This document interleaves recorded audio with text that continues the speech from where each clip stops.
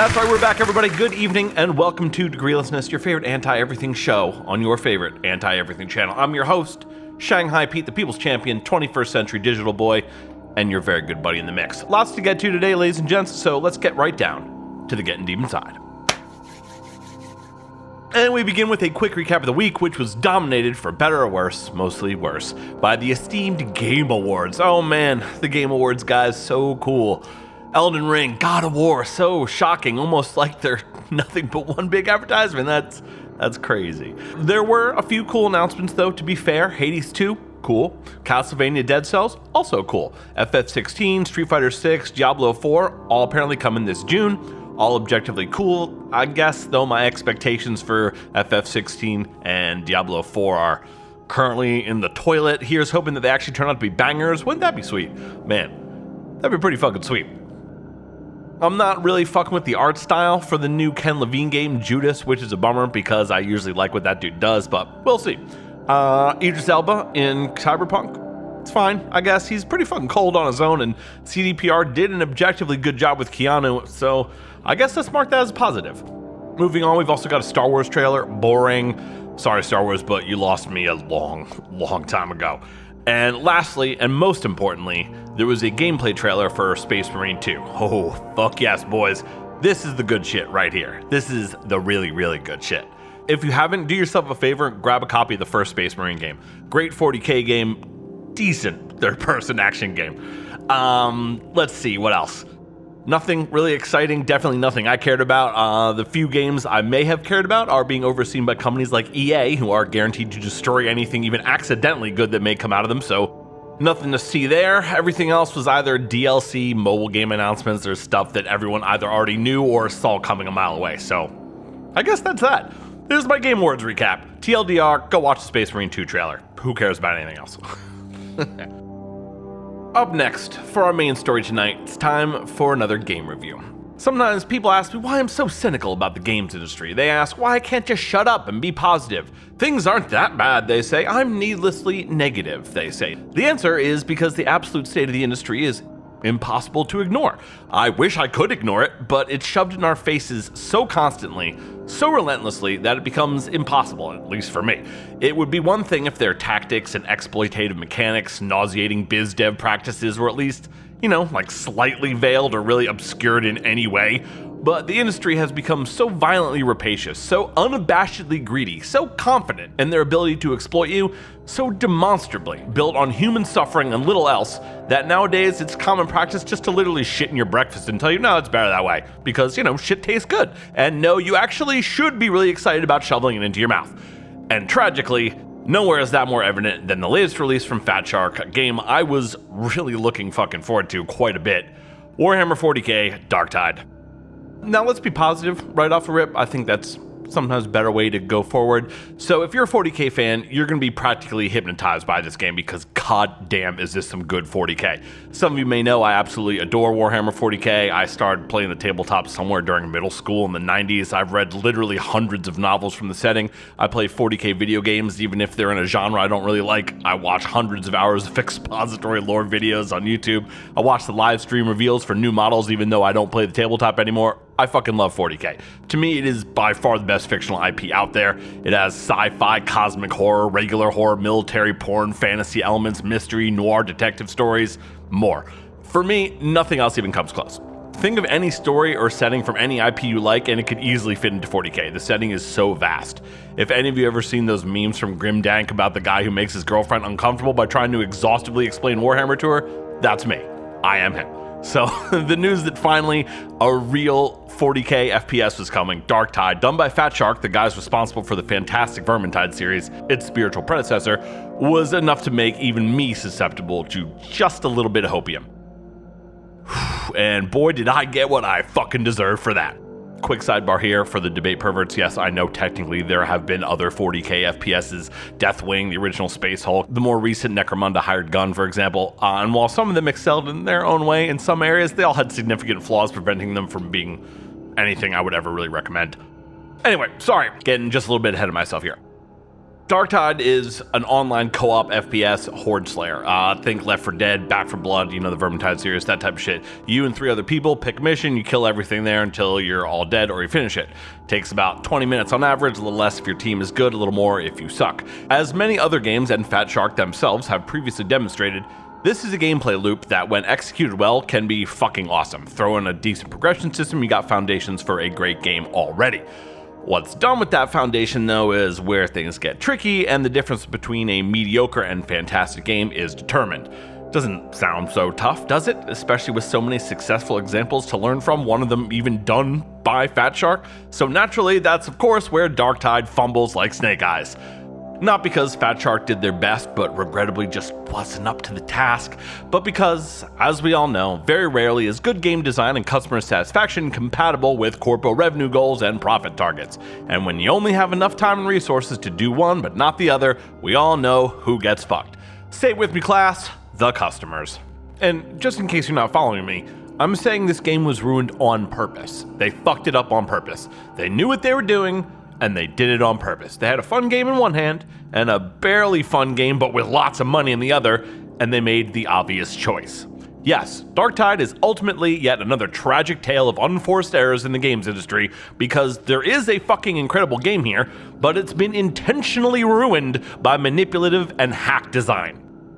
First, huge points in its favor, it absolutely slays the 40k vibes, near perfect. Also, it's easily the best iteration of the co-op Horde Slayer that I've ever played, gameplay-wise. I played over 100 hours of it, including at least a week of the beta, and had an amazing time. The gameplay itself is phenomenal, don't get it fucked up. The weapons, skills, blade work, ranged implementation, practically everything that involves actually playing the game is fantastic, super fun.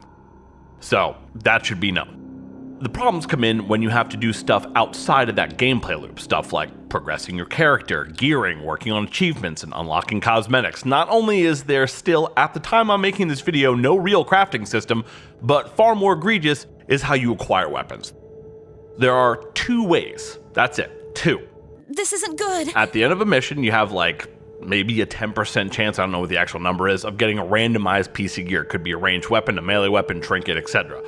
Or you camp the in-game store, which refreshes with completely random items every 60 fucking minutes. That's it. You can't target a specific weapon or even weapon type. You can't farm mats to craft a specific weapon. Can't farm specific missions for a drop. Nothing. If it's not in the gear shop, there is nothing that you can do except wait another 60 minutes for it to refresh and hope you have better luck. You could run a mission or 2 while you wait, sure, but if you're max level, you don't need the XP. The crafting mats you'd pick up wouldn't help you get the weapon you want. The only way running a mission at max level could possibly advance your character in any way is that 5% or so chance at the end that you get an item. That's it. Oh, and even if there was a way of doing any of the aforementioned stuff, you can't just select your mission and difficulty from a mission list. You have to wait for the right combination to randomly spawn on the mission board.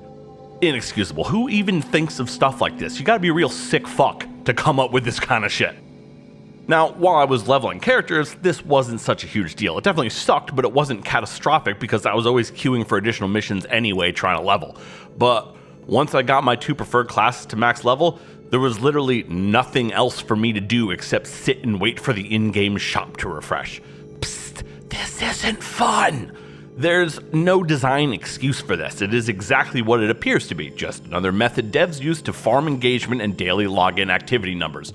Don't look for another reason that it's there, you won't find one. Now, I know Darktide is not a looter shooter or MMO like Destiny or Borderlands, but if you're not going to include more content at launch, something like, more than 8 missions perhaps, you need to have better long-term progression than this. I was playing this motherfucker full tilt for 100+ hours, and then boom, I ran smack into a brick fucking wall at level 30 on all my characters because I had nothing to strive for, nothing left to do, nothing to realistically work towards obtaining, no end goal. This is a problem. Next, let's talk about the story problems. There is no story here. There is a setting and a premise, both of which are objectively fucking sweet as hell, but there is no story. And considering how much of the game's advertising was highlighting the involvement of Dan Abnett, a legendary 40k writer and one of my personal favorites, I consider this misleading at best and straight up deceptive at worst. It's not like I came into it expecting a compelling narrative because I just had misplaced expectations for the game and that's on me. No, I have the expectations you as a company gave me, and it's your fault for not meeting them, not mine. And speaking of not meeting expectations, the performance of this fucking game is some of the worst that I've ever seen from a major studio. Even now, as I work on this video, this motherfucker is still crashing on me at least once every 3 hours or so and throwing server disconnect messages and back-end errors. I get that it's an astronomically difficult task to get a game running stably across all possible PC configurations and platforms. I do. But on the other hand, that's your fucking job. If it was one crash every couple days or something, sure, okay. But that's not what we're seeing here. This bitch is crashing in the fucking menus, for fuck's sake. At one point while I was working on this, I took a break to go play a mission, and this bitch crashed twice while playing a 20-minute mission. Twice. And, I mean, maybe I'm off on a tangent now, but the load times too, oh my fucking god. Not only are they completely egregious, but utilized in places that they shouldn't be, making them unnecessarily aggravating. You load before you go onto the main hub area. You load before you open the mission map. You load after you do the matchmaking, and then you load again before the map finally comes up. And if at any point you want to cancel out of that and go back to the hub, yeah, load again. Anyway, out of all these problems, the absentee narrative, the garbage performance, constant crashing, the missing crafting system, the howling void where endgame progression should be, the decoupling of loot from higher difficulties, all that, they did manage to get one thing working absolutely flawlessly in time for launch. One thing that did not require a day one patch or a hot fix or a post-launch update to get working correctly. One thing that clearly held a position of high priority amongst the devs. The cash shop. Yep, Fat Shark, or the 10-cent corpos who are really in charge over there, whoever, decided it would be best to release Darktide with a cash shop while the core game remained unfinished. Just brilliant stuff here, geez, truly impressive. You'd think that, alright, at least if there was a cash shop, you'd be able to earn the currency used in-game, right? After all, that's what Vermintide did, and there have been posts from Fat Shark saying that would be the case, right? Wrong. We only take US fucking D here, boys. That's really what it comes down to here. Darktide, while in so many ways is a brilliant advancement of much of the gameplay from Vermintide, it's ultimately a step backwards in almost every other area. Monetization, maps, weapons, progression, classes, all objective regressions from a game that this studio already made 5 years ago. Maps? Lazy copy pasta tile set hackery in Darktide's 8 maps versus the handcrafted variety of Vermintide's 13. Progression? Nowhere to be found in Darktide. At least Vermintide gave you guaranteed loot at the end of missions and provided a way to craft the exact weapons you wanted. Classes? Only 4 in Darktide, while Vermintide had 15. I mean, that's including specs, but still. Weapons? Barely 70 in Darktide, half of which were weak rerolls of the others, and 85 plus in Vermintide. Geez, Darktide is the opposite of learning from your mistakes. It's doubling down on mistakes. It's not only making them again, but making them worse than you did the first time. I don't even know if there's a word for that. Only in the modern game industry can you so brazenly go backwards. Geez, I struggled with this one for a while. How do I rate a game that I'm objectively really enjoying, but also at the same time know is bad? Now, at some point, this game may have easily been a 9 or higher, but unfortunately for all of us, that point, if it ever existed, was long before the release version was hollowed out by corruptive, ruinous ideas and biz dev war crimes that could only be spawned from the modern day disaster capitalism values of profit over everything. Things like minimum viable product, microtransactions, monthly active users, roadmaps, live services, and on and on and on have ruined this game just the same way they've ruined thousands of others before them and will ruin thousands of others after. Want a few examples? Absolutely. The in-game gear vendor might have been perfectly fine before the business need to time gate player progression, randomized it, and set it to a 60-minute refresh timer. The number of missions available to play might have been more than enough. That is, until overly aggressive business goals saw those randomized as well and removed any way for players to choose a specific mission and difficulty themselves. The endgame, well, might have actually existed at some point, but because, once again, business and profit motives saw the crafting system removed and replaced with a bare-bones stat reroller that itself wasn't even finished, we'll never know. This game was almost a 9, so close. And I'm told that what's currently available is just the foundation of a live service game that will be improved and added to exponentially as time goes on, but I need to rate a game on what was released, not what's being promised or hinted at or alluded to or might be delivered at some nebulous, conveniently undefined point in the future. What it's like right now. Right now is what I paid for. Right now is what I'm playing. And right now, for its anemic progression system, woeful optimization, and what I would call almost intolerable performance, this game is a 6.5 at best.